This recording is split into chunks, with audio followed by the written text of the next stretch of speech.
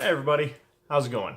My name is Luke, and in this video I'm going to show you something you can do to your standard mil-spec trigger to help lighten the trigger pull to about up to a pound, 3/4 to a pound less than what a standard mil-spec trigger pull is at, which is closer to 5.5 to 6 pounds for a standard trigger. But little point with that, so I'm get started here. Little point with that, in terms of lightening the trigger pull, a few things that you want. One of the few things I would suggest doing before trying out my little trick I'm going to show you is, if you notice here, if I can focus in on that, there we go. My sear, I did polish the sear edge on both my hammer and my trigger. So I polished this and I polished the front of the trigger. So normally, yeah, you have your trigger like this, and once you pull the trigger, it disengages and it drops. So you're going to want to polish the front and ignore the top.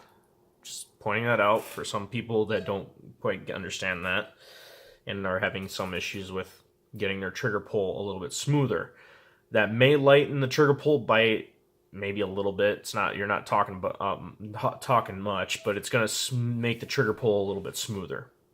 Now, don't know if you noticed though, the main reason for this video that I wanted to do is the bend right here that you see.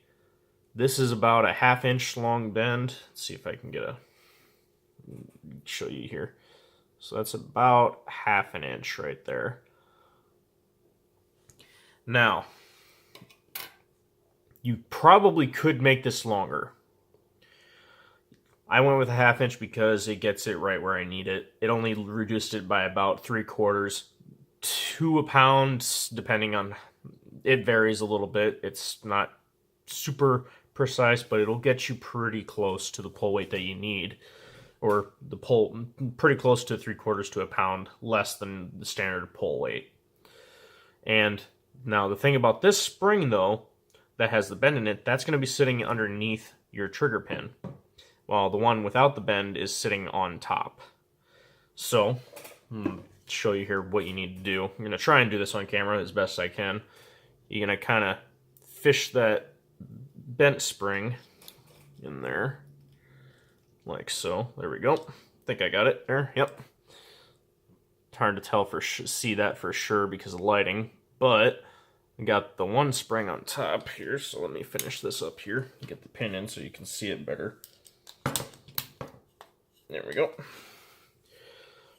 So I got the one spring underneath on this side, and then I got the other spring on top there, as you can see.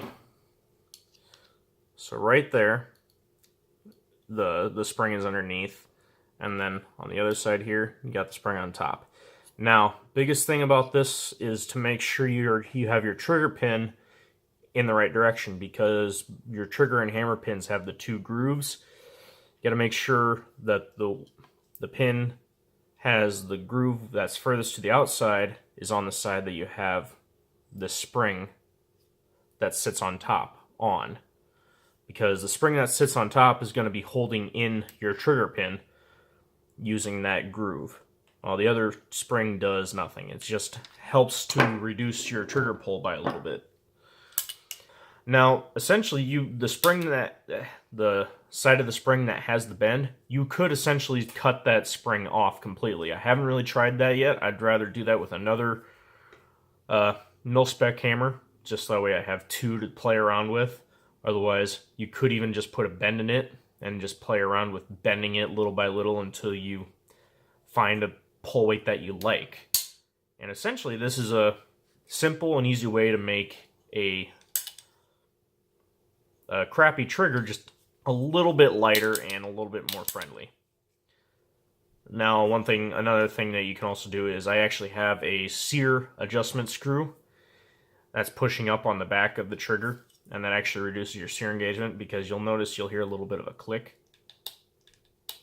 because I have the hammer is just rubbing on the disconnect, and then that also reduces your amount of sear engagement, making for a much shorter trigger pull, just making it a much better experience. But anyways, that is pretty much everything. If you have any questions or are curious about what other things that you could do to this, I might have not mentioned everything on here, but I hope you all enjoyed. Catch you all in the next video.